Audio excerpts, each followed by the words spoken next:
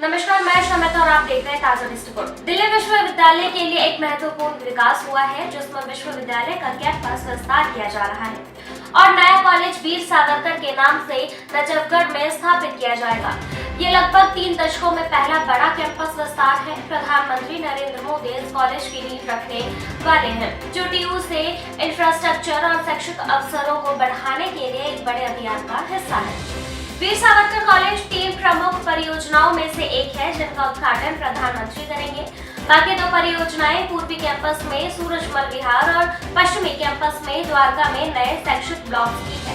इस परियोजनाओं में कुल मिलाकर 600 करोड़ रुपए से अधिक का निवेश किया जाएगा, जिसका उद्देश्य डीयू की इंफ्रास्ट्रक्चर को मजबूत करना और छात्रों के लिए बेहतर शैक्षिक अवसर प्रदान करना है। कुलपति योगेश सिंह ने इन विस्तारों के महत्व को बताया और ये भी कहा कि ये नए कैंपस डीयू की उपस्थिति दिल्ली के चारों दिशा उत्तर, दक्षिण, पूर्व और पश्चिम में बढ़ाएंगे। इस विस्तार से छात्रों को शिक्षा अधिक सुलभ होगी और पूरे शहर में डीयू का प्रभाव बढ़ेगा।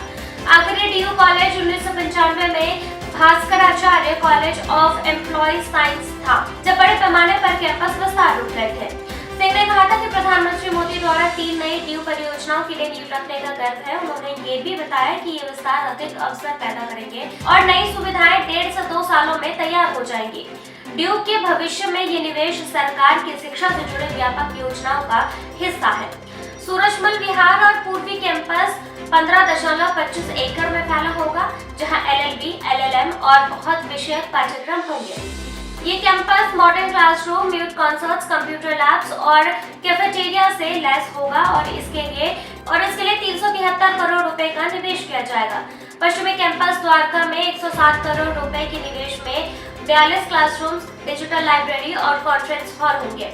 वीर सावरकर कॉलेज नजफगढ़ में 18,816 वर्ग मीटर में क्षेत्र में स्थापित होगा और ये UER हाईवे के पास स्थित होगा, जो इसे आसानी से पहुंचने में योग्य बनाएगा। इस परियोजना के लिए 140 करोड़ रुपए का निवेश किया जाएगा और यहाँ छात्रों के लिए आधुनिक सुविधाएं उपलब्ध होगी। जहाँ डीयू के कैंपस विस्तार को एक मील का पत्थर माना जा रहा है, वहीं वीर सावरकर के नाम पर कॉलेज स्थापित करने पर राजनीतिक विवाद भी पैदा हो गया है। सावरकर जो भारतीय स्वतंत्रता संग्राम में एक विवादास्पद शख्सियत है, कुछ लोग उन्हें एक महान स्वतंत्रता सेनानी भी मानते हैं, जबकि कुछ का मानना है कि ब्रिटिश शासन के सहयोग करने का आरोप लगाते हैं। कांग्रेस ने इस कदम की आलोचना करते हुए बीजेपी पर सावरकर को स्वतंत्रता की, कुछ लोग उन्हें एक महान स्वतंत्रता सेनानी भी मानते हैं, जबकि कुछ उनका ब्रिटिश शासन से सहयोग करने का आरोप लगाते हैं। कांग्रेस ने इस कदम की आलोचना करते हुए बीजेपी का सावरकर को स्वतंत्रता सेनानी के रूप में दर्द बनाने का आरोप लगाया। कांग्रेस सांसद नासिर हुसैन ने कहा कि बीजेपी अब उन लोगों को स्वतंत्रता सेनानी मान रही है जो ब्रिटिश सरकार के प्रति वफादार थे। कांग्रेस ने ये भी मांग की है कि कॉलेज का नाम स्वतंत्रता सेनानियों के नाम पर रखा जाए, जिन्हें देश के लिए जान दी है। NSUI यानी कांग्रेस समर्थित छात्र संगठन ने ये भी मांग की है कि कॉलेज का नाम पूर्व प्रधानमंत्री मनमोहन सिंह के नाम पर रखा जाए। बीजेपी ने वीर सावरकर के नाम पर कॉलेज रखने का निर्णय का जोरदार बचाव किया। दिल्ली बीजेपी नेता वीरेंद्र सचदेवा ने कहा कि सावरकर एक स्वतंत्रता सेनानी थे और डीयू अगर उनका नाम रख रहा है तो उनका स्वागत है। राजनीतिक विवाद ने सिर्फ राजनीतिक दलों तक ही सीमित नहीं रहा, बल्कि बीजेपी ने इंडिया गठबंधन के प्रमुख सदस्यों जैसे उद्धव ठाकरे और शरद पवार से भी सवाल उठाए, जिन्होंने ऐतिहासिक रूप से सावरकर की सराहना की है। बीजेपी नेताओं ने उनसे पूछा है कि क्या ये नेता कांग्रेस की आलोचना के साथ है या पहले की तरह सावरकर की सराहना करते हैं।